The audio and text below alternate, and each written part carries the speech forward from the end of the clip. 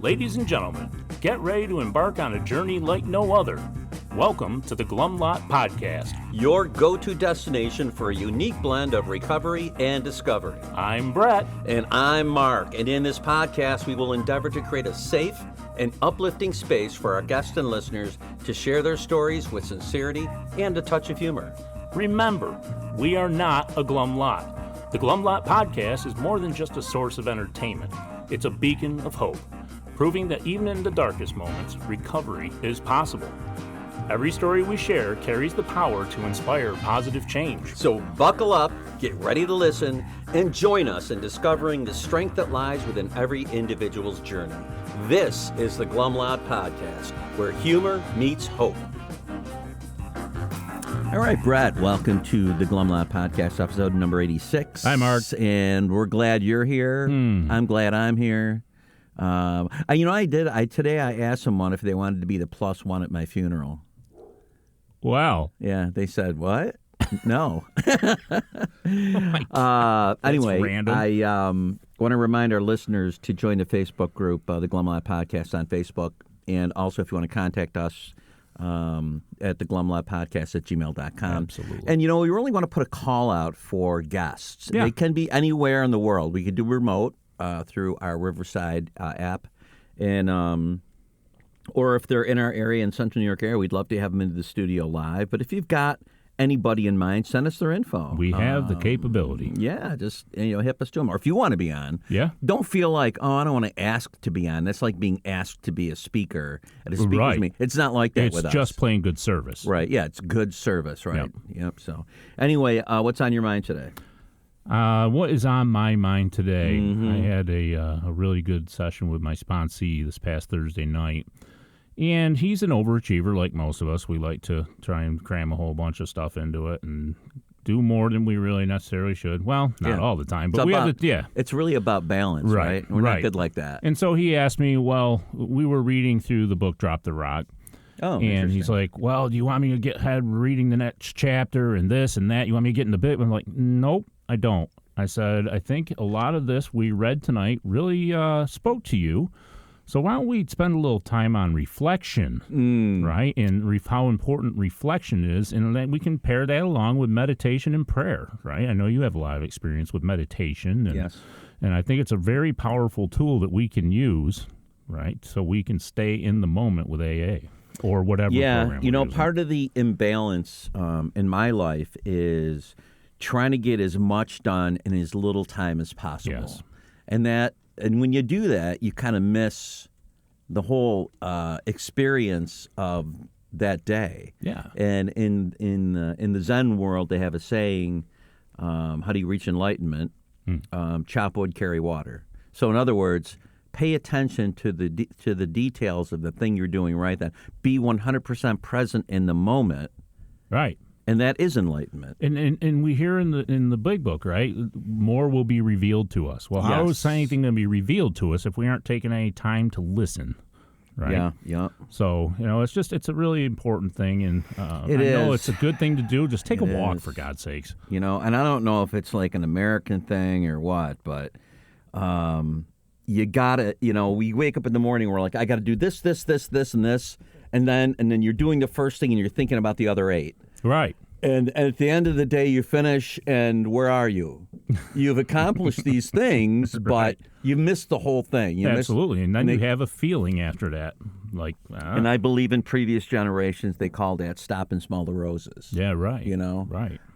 That's important. And what an addition to the serenity of life. Mm-hmm. And I know for me, and I try to be conscious of this, in the morning, like when I'm doing stuff like emptying the dishwasher, all the mundane tasks of living, That's it. right? Yeah. I try to remember to focus on exactly what I'm doing. And it can be so simple. It's like, when I reach in the dishwasher, grab the dishes, become aware of the tactile feeling of the dishes, the clinking sounds they make when you pull them out. You're moving across the floor to put them away, your movement of your feet, the opening of the cabinet. If you can be present for that. I love that because early on in sobriety for me, when I would get really anxious and really fucked up, what I was taught is to rub your thumb and your forefinger together and feel your fingerprints. Yeah. And that worked. Yeah, I believe it do or that not. with the steering wheel in my car. It's got like a pebbly finish. Yeah. And if my mind is running away, I'll run my hands along that pebbly finish Yeah. and just feel it for a minute. Yeah. It just brings you back to the current moment. That's right. And then you can maybe get back to the feeling of your breathing. Yep. You know. So yeah, all that stuff's really good to enhance the serenity of your day. So keep it in mind, people. That's right. So anyways, we have a remote guest today. We do. From I think he's from Florida. Okay, well, we'll get to the bottom think of that. so. Yeah. Okay. All right. Well, what's his name? His name is Peter. And now we've got. How did you get Peter? Because there's a little story here, right? That's quite a personal question. How did you get Peter? So yeah, he is. He has a Facebook group. I'll let him talk about that if he wants to. Okay, a sobriety Facebook. Yes. group. Yep. Yeah, nice, Very, nice. very sobriety based, and just trolling around the rooms. And you go into some of these rooms and share the message of our podcast, and that is one of those rooms. So I thought, Yeah. hey, I may as well try and get to know the guy that is a big part of that room, and that's how it all came up. Good. All right. Well, without further delay, let's welcome Peter. Peter. Welcome to the Glenlott Podcast, Peter. Hey, Peter. So do you go by Hey. Peter or Pete? Pete, Okay. Ah, right. Pete, what is your sobriety date? 03/26/2023. I'm getting close to 2 Nice. years. Yeah, Nice, coming right up. 2 nice. weeks.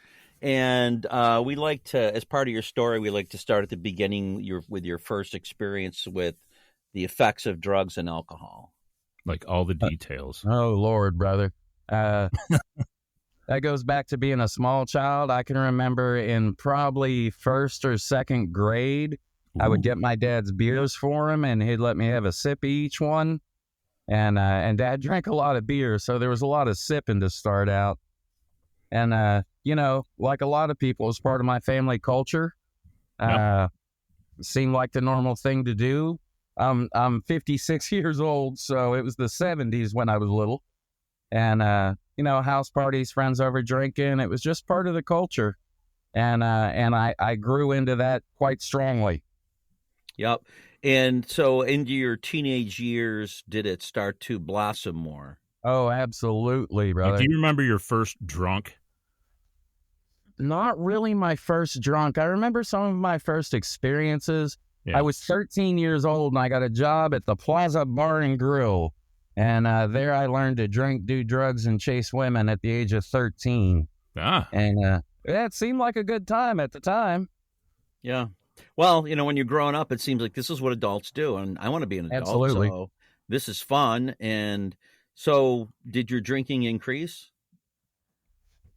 Yeah. When I got into high school, it became legitimate drinking. One of my most vivid drinking memories early on is standing in a park with a buddy of mine. We were about 16, and we each got a pint of Jim Beam, and we raced each other to finish it. And that's my first, relative term, clear memory of drinking. Yeah. And boy, I liked it. I liked that rush. And then it just started to increase. I joined the Army at the age of 20, and they encouraged drinking and park fighting and whatnot. And it just became a regular part of my life. I didn't realize that I drank like I did. I thought everybody did that. I thought it was a normal thing until it wasn't. Yeah. So did you feel that you drank for effect? The effect of the alcohol on you? I had thought about that yesterday. I listened to some of your guys' podcasts. And by the way, I love what you guys do. oh, thank you. I love the show. I'm honored to be here. And thank you so much for spreading the word, guys. Yeah. I'm now a hardcore hermit, but I'd always been a social butterfly. And so the social aspect of it was big to me. You got together with your friends, you had a good time. That's what you did.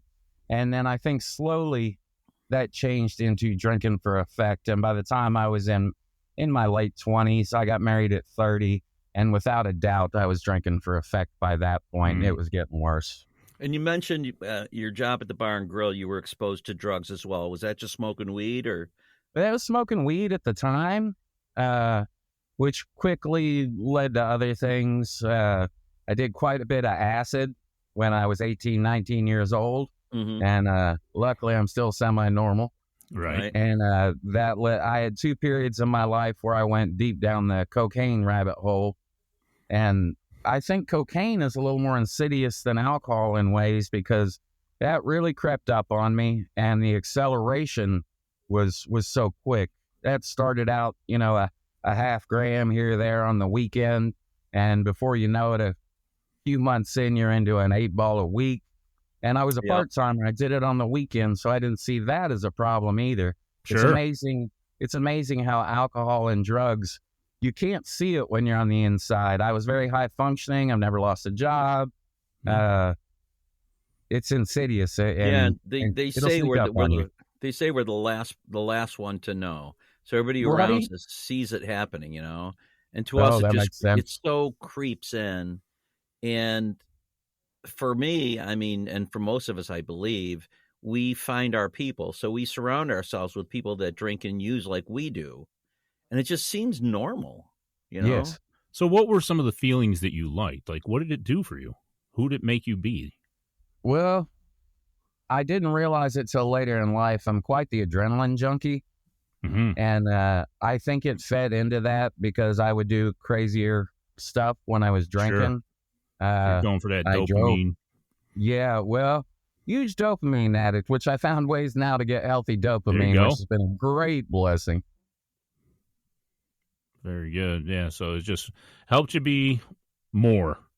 Yes, or so I thought. Yeah. Turns out it helped me be a lot less in the end. Oh, sure. Did you have any consequences because of drugs and alcohol as you were coming up? Yeah, I've had 5 lifetime DUIs.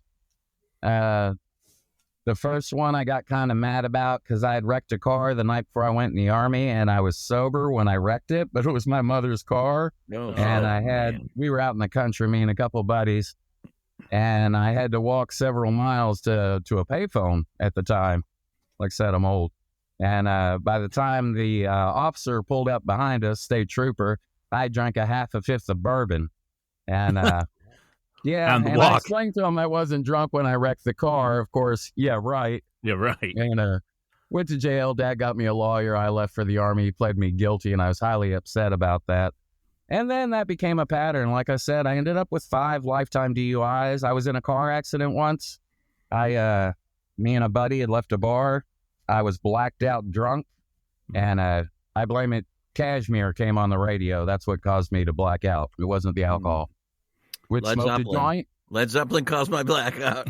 Well, yeah, absolutely. And I was going into this corner. I had this sweet little 83 Celica, and I could drop second gear in this corner, and it would drift Nice. right around it. And in my blacked out state, I didn't realize it till weeks later, and my memories came back. I was doing 50 when I let out second gear, so I didn't quite make the corner, and I wrapped my headlights around a bridge abutment. And I look over at my buddy and say, "You okay?" And we both got the wind knocked out of us. I'm okay. And I look up, and there's a cop standing at the window. Oh, shit. And I looked at him, and I said, "How did you get here so fast?" He said, "Well, I was parked right there. Didn't you see my car?" I said, "No, or I would have made that effing corner." That's right. And, yeah, so there was some consequences to it, and I didn't learn from that lesson. I quit drinking for a little while after that, but once again, I thought I could handle it. Now, why did you Went stop? Why did I stop? This is an ugly story that I love to share. I'd been in a toxic marriage for about 20 years. It was fueled by alcohol and drugs, Okay. and we had split up. I was trying to rectify things. We were both. Mhm. I had left her because of her drinking at the time, actually, and she's allowed me to share these stories. We're friends now, but that night we ended up in a big argument, and I found myself with my hands around her throat, Mm. and I didn't hurt her, but I stopped myself, and it scared me. We ended up in a big physical altercation. She was trying to leave. There was a fight for her keys. I finally told her to just go, and she left. I woke up the next day, and I still had a half a liter 7.5 of bourbon, which I drank the other half the day prior. And I went to the store to get some Sprite to come home and pour a drink. And I sat down and poured that drink.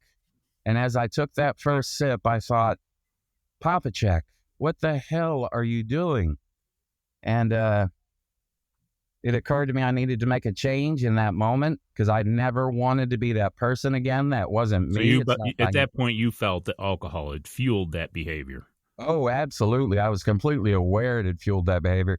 I never would have acted that way or to that extreme in a sober mind. Mm-hmm. And I knew I didn't want to be that guy anymore. And initially, I committed to quitting for 30 days because I hadn't had 30 days of sobriety since, in 40 years. Yeah, and you And, level out at that point. That 30 days changed my life. I went through a process on my own. Okay. So you went dry on your own for 30 days. Yes, I spent the first week or two trying to go back through every weakness and failure that I had ever made, particularly related to alcohol and drugs. And it was painful. I spent a lot of time crying. I realized I'd been a poor husband, a poor father, a poor employee, a poor friend, just a poor human. So you looked at yourself. And I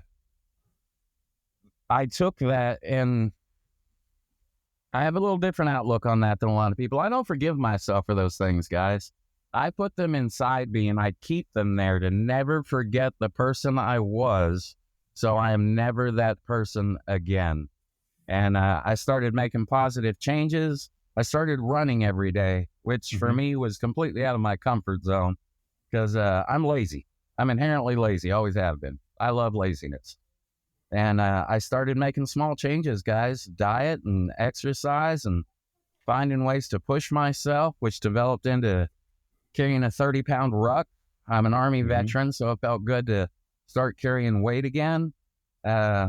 I developed ways to push my mind. I now carry a 40-pound log I've named Kenny Loggins, and I carry him on my Nice. shoulders for miles at a time, and it's painful. But Sure. I find focus in that. I find that it helps me realize my potential of who I can be, Sure. and always reminded of the potential that I wasted for so many years, the people that I shorted. And through exercise, I've leveled out my hormones. I cut my blood pressure 60 points. I beat diabetes.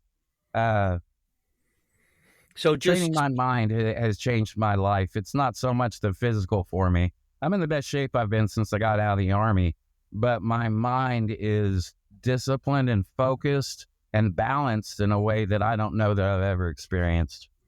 So you had done this at that point for this 30 days? Yes. Okay. And at the end of the 30 days, I decided I would give it another 30 because I really wanted to quit smoking at the time. And I knew I couldn't quit smoking if I didn't quit drinking. And then in that second 60 days, somewhere in there, something changed. And I knew I never wanted to drink again. I felt so good. I could see the negatives for what they were. And suddenly the positives of drinking just seemed to shrink away. And somewhere in that second 60 days, I made the determination to never drink again. And I live by that.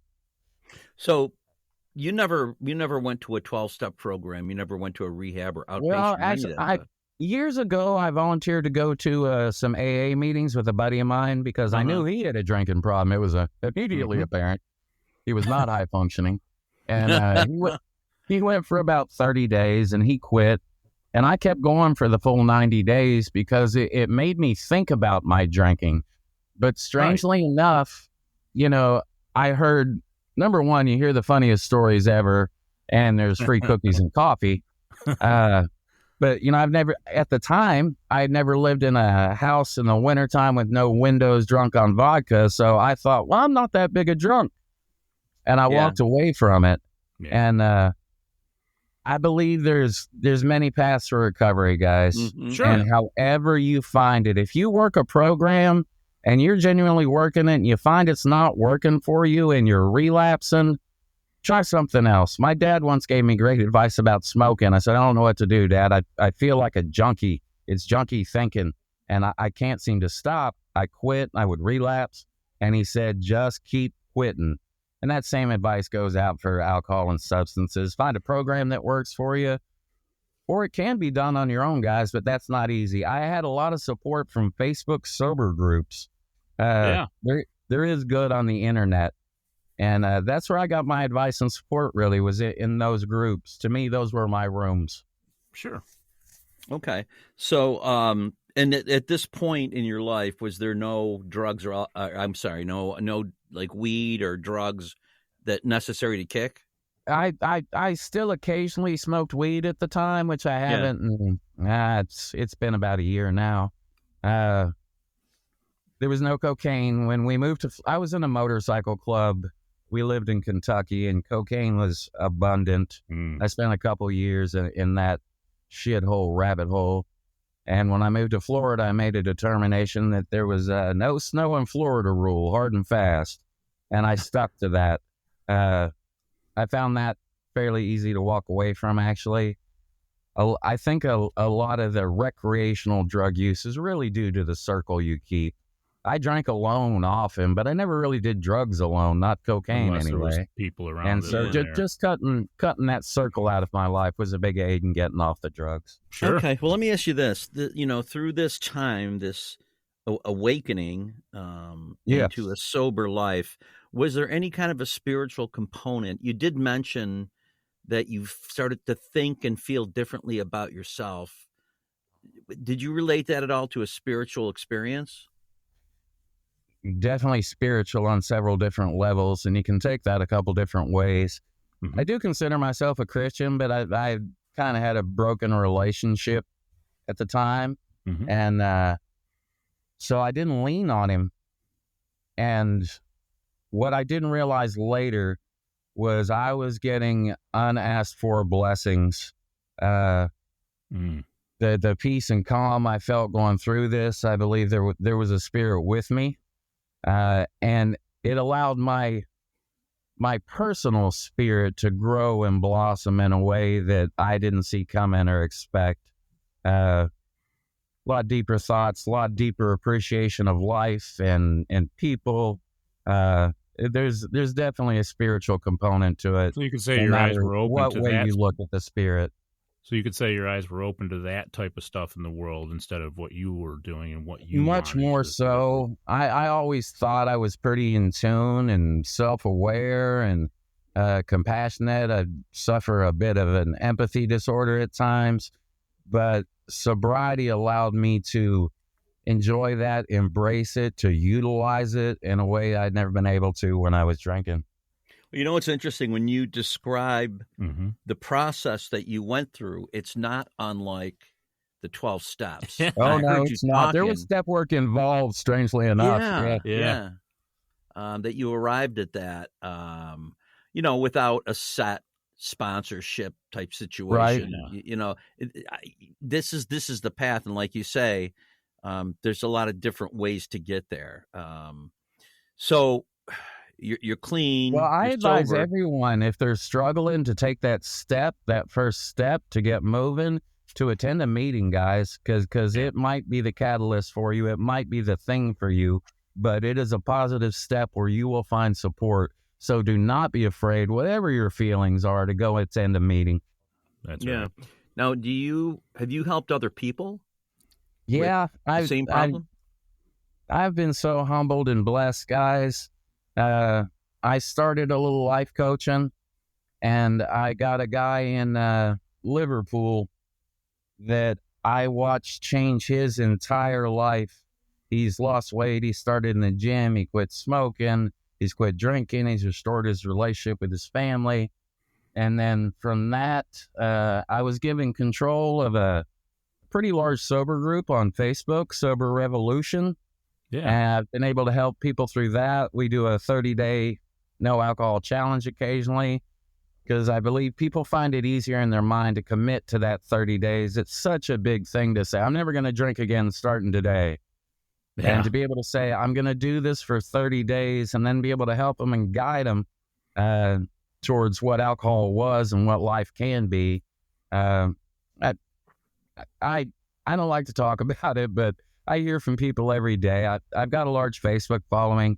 I've got 15,000 followers. And I hear from people every day that living my life out loud has inspired them in various ways to change theirs. And anybody that's in recovery, and even you new people, a lot of people will tell you you're supposed to keep your mouth shut. You're new. Those guys are excited, man. If you're excited about your recovery and things are Ride going it. great, you need to share that with people because you don't know who you might inspire. I agree. And what you just talked about is carrying the message. And Yes. I know with social media, and you said this early in the podcast, there is good on the internet.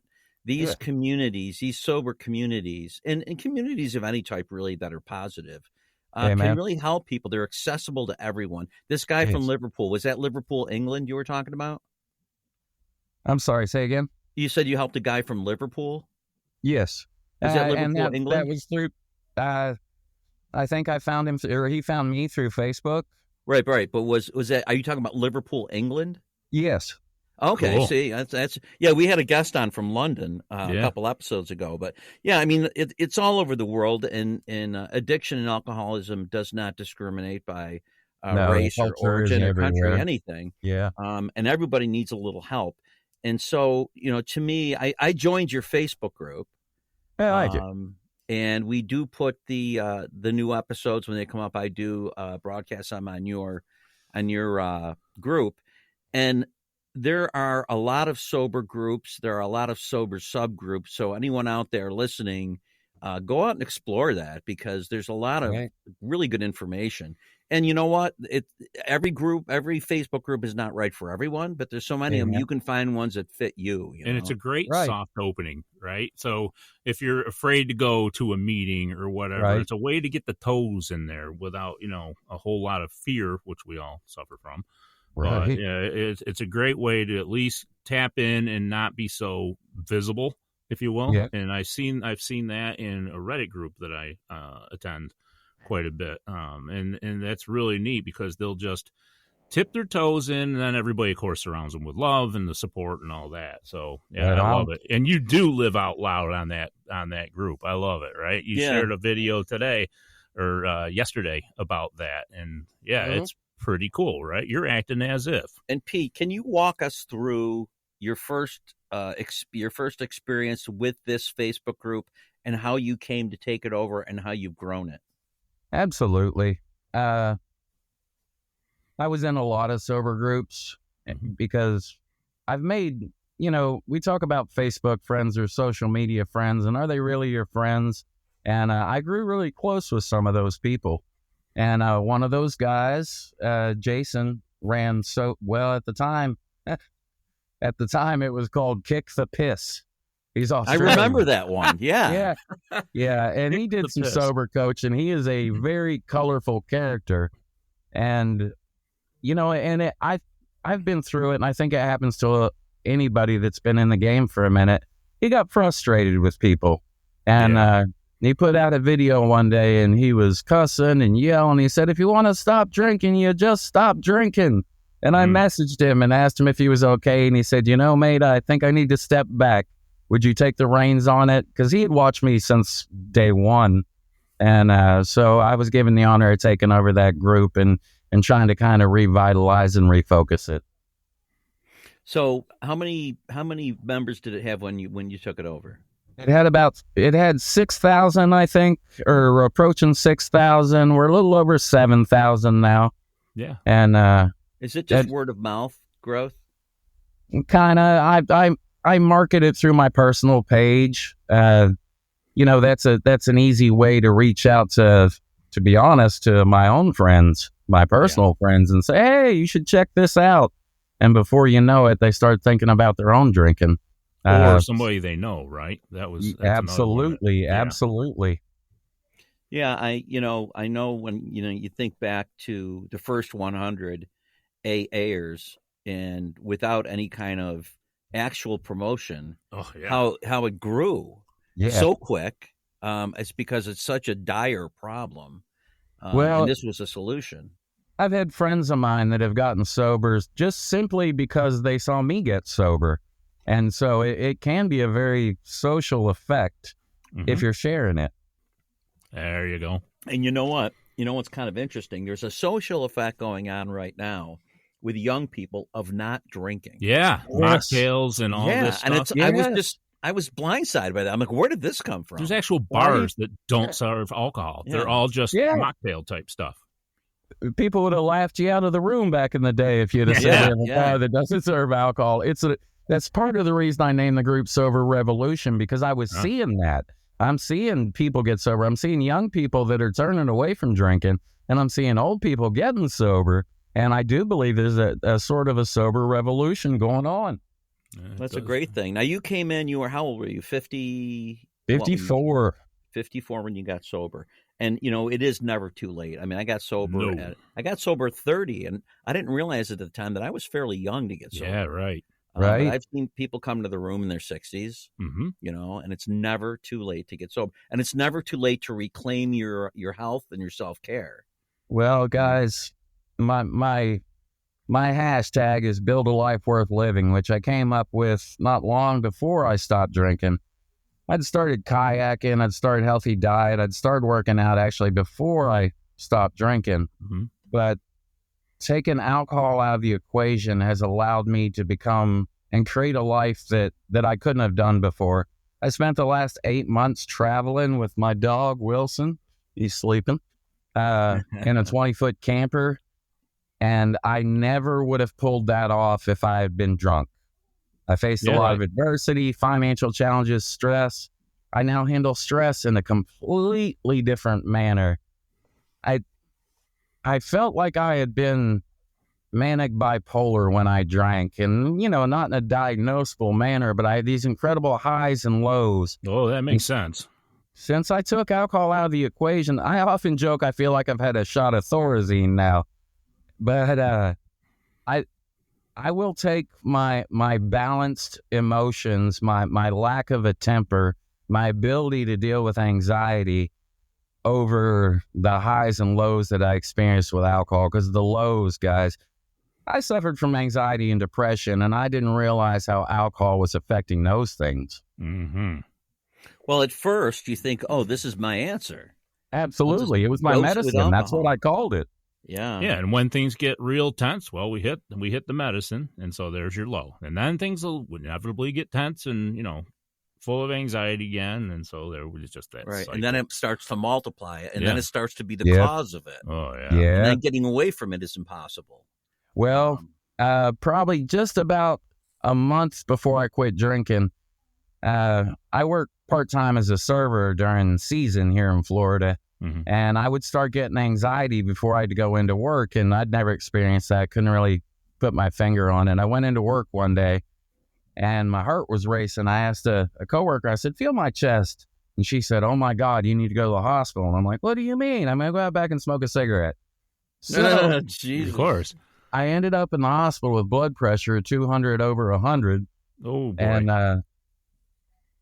That's a told me pressure I was cooker. healthy as a horse.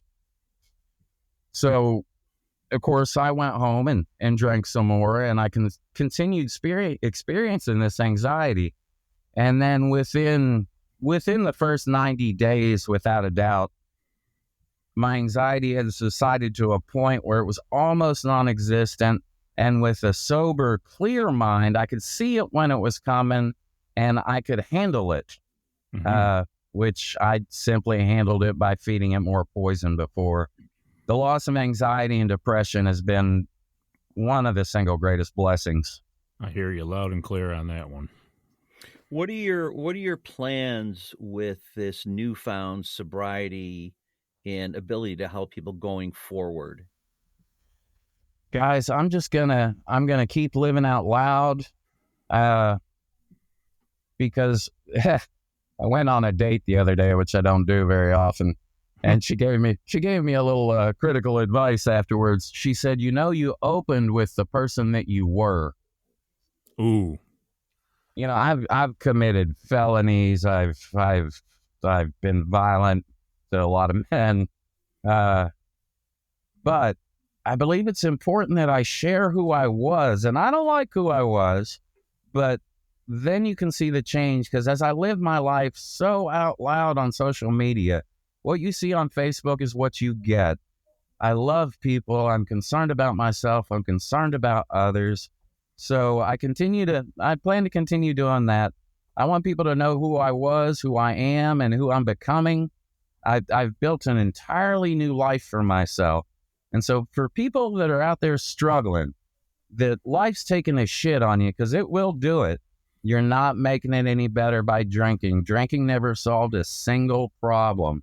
And I figure I have 15,000 accountability partners. There you go. And so I do a lot of what I do for those people and for those people that I haven't met yet, because just that living out loud thing, guys, you never know who you might inspire. And I'll continue that till the day I die. I don't care if I'm 30 years sober. Yeah, and I hear at meetings from people that there isn't one imaginable thing in my life that alcohol can make better. Amen. And so just going on that premise alone, it's like, well, then why am I drinking? What am I getting out of it? There's the insanity, right? Well, There's the speaking of which, I had 2 incidents where I was close to relapse. And the first one, I'd injured my back. I was picking my elderly father up off the floor, who he passed last week, and I'll come back to that in a minute. But I'd injured my back really bad. I was in horrible pain. I was dating this amazing woman, and I was at her house. I was in tears, and I said, I'm going to go home. And she said, you're going to go home and drink, aren't you? I was 6 months in. And I said, yes, I am. And I cried all the way home, knowing what I was going to go home and do. And I stopped and picked up some Sprite, because at the time I still had that half-liter 7.5. I literally sat it up by my TV to remind me of that last day that I drank. I got home, I sat down, I poured a stiff drink, and I took a sip of it. And it shocked me because it tasted like poison. And I always thought, bourbon and Sprite was the elixir of the gods. And here it didn't taste right. And I took a second sip of it, and I poured it out. And I think at that moment, I was really in the mind that I will never drink again. Now, nobody can say that for sure. I like to say that I'm 99.9% sure. But then not long after that, I went through a breakup with a girlfriend, and it crossed my mind for maybe 5 minutes. What do I have to lose now? Who am I doing this for? It's over there doing push-ups, isn't it? Yeah. And it was ready for me, but I was ready for it. I'm doing this for me. I'm doing this for others. It wasn't for her. And so how'd you get out of it? I didn't have a drink on that day, and I learned a lot from those 2 lessons. So what'd you do to get out of that? What were some of those behaviors that got you out of that mindset that you could? Well, once again, guys, for me, it was developing focus, discipline, and drive. Mm-hmm. I do an exercise called the waiting, walking, hands up exercise and discomfort. I need shorter names for things, apparently. What was it? Now, what was the name of it again? Group is Build a Life Worth Living. I think I heard supercalifragilistic. Yeah, what was it? Right. Well, I can say big words now that I'm sober. Yeah, right. I take pound. I still do this at least once a week. I take 1.5 pound wrist weights. I got these wrist weights to do some shadow boxing. And one day I thought, I wonder how far I could walk with my hands raised. Oof. And I went out and I did 1/3 of a mile. And I thought, wow, that really hurt, but it was pretty cool. And I built my way up to doing 1 mile at a time. And it's simply walking with the hands up. It's called lactate training. As the lactic acid builds up in your muscles, it's that burn. So this is a constant 20-minute burn, and you want to quit so bad, but I don't. I've never quit one of those exercises.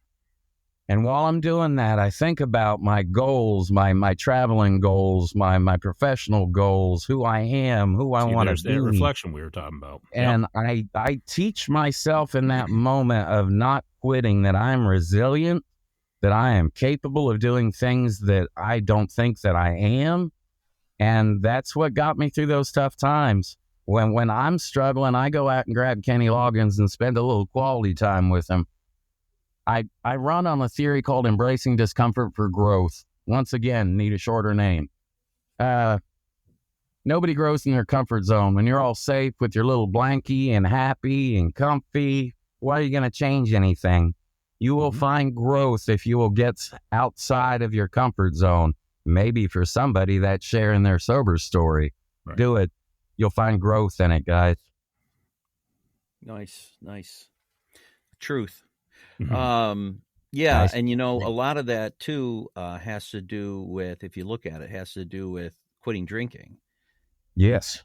When Oh, I was entirely. when I was drinking and wanted to quit drinking, I Yes. was afraid to get out of my life of not. I didn't know how to do it. Oh, it was our Oh, I comfort get zone. that. Right. And I would say today's the day. And I would go to work, and by 3 or 4 o'clock, I was so uncomfortable that I Yeah. knew I was going to drink. I could not break that. What you're saying is you're training yourself to get out of your comfort zone by forcing yourself to do it with weights. And then Very in your much. mindset changes. And recognizing those situations and feelings that would Mindset over make you wanna do everything. that. Yeah. Yeah. Now, And like I said, I'm lazy, so it's really out of my comfort zone. yeah. Now, when you're walking down the road with your hands up in the air for, Do you say TP for my bunghole? or are people looking for somebody behind you with a gun to your back? Well, the only time I've ever broken the training, I do it. I'm a bit of an insomniac. I do it late at night sometimes, and I've seen police officers on the side of the road and dropped my hands before I got close to them. That's awesome. Carrying my log, I've had people pull up and ask me if I needed help carrying that firewood. They offered me a ride. I've had police officers pull over and ask me if everything was okay. Yeah. Did you steal that log? Yeah. Well, I tell them I'm training, and they say, "What are you training for?" And I say, "A better me," and I just get weird looks and I walk on. There you go. That's Nice. okay, right? Right? Yeah. Have you ever thought about writing this out into a course or a book? Oh, that's funny that you would mention that. Everybody gets sober and writes a book, right? Yes, of course. I did. Who doesn't? Me. Well, mine's a working title, and it may need some tweaking. It's called Wrong Shit I've Done Wrong, and Shit I've Done Right. I've already written 13 chapters of wrong shit I've done, which is everything from getting robbed by hookers in Vegas to stealing cars How did to the we not story get into about that? the crashing the car into the bridge in front of a cop. Yeah. I'm starting the chapters of things I've done wrong, which unfortunately is going to be painful because that's my marriage, my parenting, my relationship with alcohol and drugs. And I feel like I'm living the things I've done right now. So it's coming. I kind of backed off the life coaching while I was traveling. I reverse engineered what I did because to be honest, it seemed so effective. I couldn't figure out how it worked so well. And I went back and I put together an ebook called Embracing Discomfort for Growth, which has medical studies and explains all that. And one of these days, I'll try and put that into a wider practice. I'm looking to, I will only take on 1 or 2 coaching clients at a time. It's not scalable. I do it very cheap. I don't do it for the money. I do it because I want to help people. And I'll continue to do that and maybe find ways to expand it. Yeah, that's really interesting. It's, when you see somebody that gets really great results, the first thing I think is, how did they do it? Right. What was their technique? Yes. Can I do this? Can anyone do this? Absolutely. So it is very interesting. But And, what led you to get sober, sir? What was your point? For me, Yes. I was one of those people that had to beat the shit out of themselves. So I come from a long line of alcoholics. My father died of cirrhosis. Right on. And I was a maintenance drinker. I drank every day, and it wasn't working for me, man. I got to a very dark place in my life, and I could not stop drinking. And so I probably spent 2 years trying to stop drinking on my own. Wow. With zero success, not even one day. Wow. And so I sought out Alcoholics Anonymous, and this was 35 years ago. Yeah. Right. And, we didn't know much about it, and there wasn't a lot of rehabs back then. And I went to a meeting, and I heard parts of my story from everybody, and I was really lucky to meet a guy who became my sponsor. And I failed. The first 6 months I was in AA, I failed every couple weeks. I went back out. I would get to the point where I felt better, and I would stop going. Then I'd drink. I'd feel like shit. I'd come back. I'd raise my hand till I felt better. So after a while, I just got my final beat down, and I haven't left since. Yeah. But along the same lines of what you're talking about, here's what happened with me. Is I was finally able to complete the first step and put the drink down. But then the real problems became glaringly apparent in my life. And they were, a lot of them were self-care problems like you're talking about. So I started going to the gym. I stopped using tobacco. I started eating healthier. My relationships changed and became healthier. And so all these little things along the same lines of what you're talking about changed. I had that, what we call the psychic change. Yeah. It didn't happen overnight. Some people have the burning bush. I didn't. Mine was a very slow that's grind. really what a spiritual experience is. It's a change in your thought. Yeah, mine was a slow grind. Yeah. But that's, for me, slow growth is good growth. Mm-hmm. Well, so it's taken hold on me. And I don't respect for staying at it.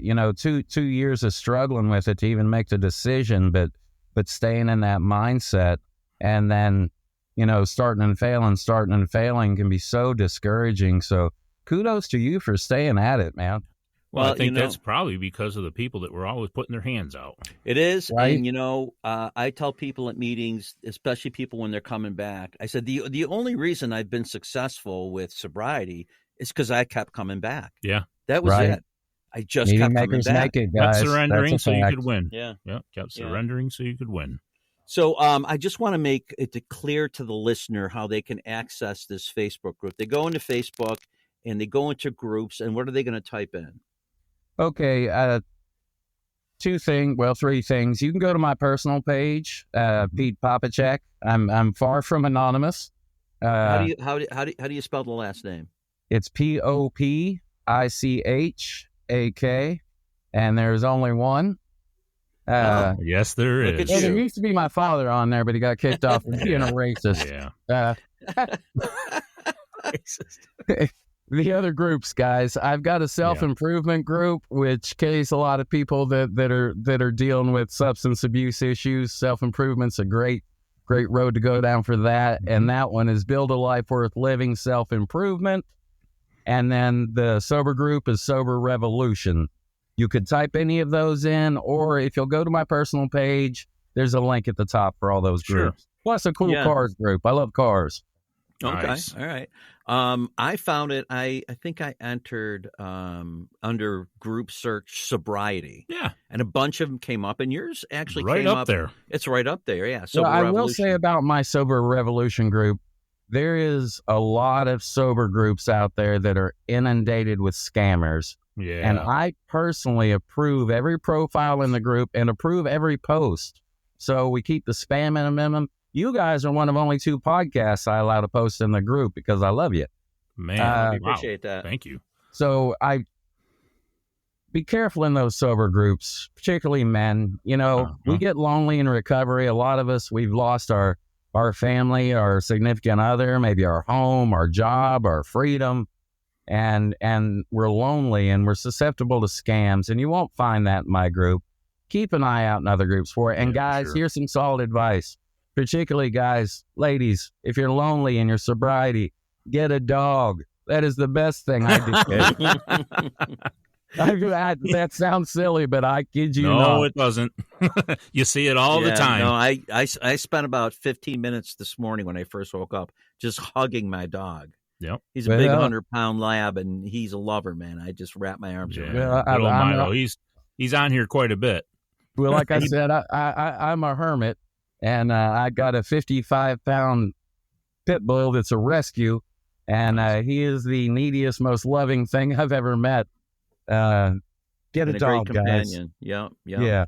Wilson the Wonder Dog. Yeah. There you go. Is there anything else you'd like to bring up, Pete? So for the listeners, Guys, I want to thank you for the opportunity. I really appreciate the invite. I want to thank you guys for spreading the word. And 2 things I want to encourage. If you have not gotten sober yet and you're sober curious, talk to somebody. Talk to somebody you know. Get in a Facebook group. Attend a meeting. You don't have to say a word, and there's cookies and coffee. And if you have gotten sober, guys, share it.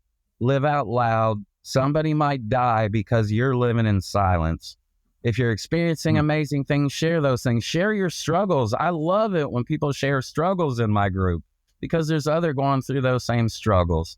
So don't be afraid to reach out, find some information, maybe find some help and inspiration, and then don't be afraid to share your story, guys. Awesome. All right, man, beautiful. Thanks so much, Pete. So we'd like to thank you for coming on. Heck and yeah. until next time on the Glumlot Podcast, I'm Mark. I'm Brett. And I'm Pete.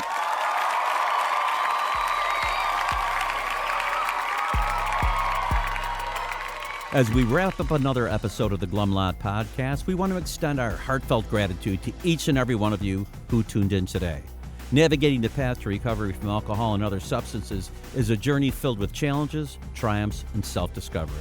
Remember, we're not affiliated with Alcoholics Anonymous, but we're here to provide a safe space for open conversations about the complexities of recovery. Your stories, courage, and resilience inspire us and our listeners alike. If you or someone you know is on the transformative journey, know that you're not alone. Join us next time as we continue to explore the diverse facets of recovery. Until then, stay strong, stay connected, and remember that each day is a step towards a brighter, sober tomorrow. Thank you for being part of the Glumlot community.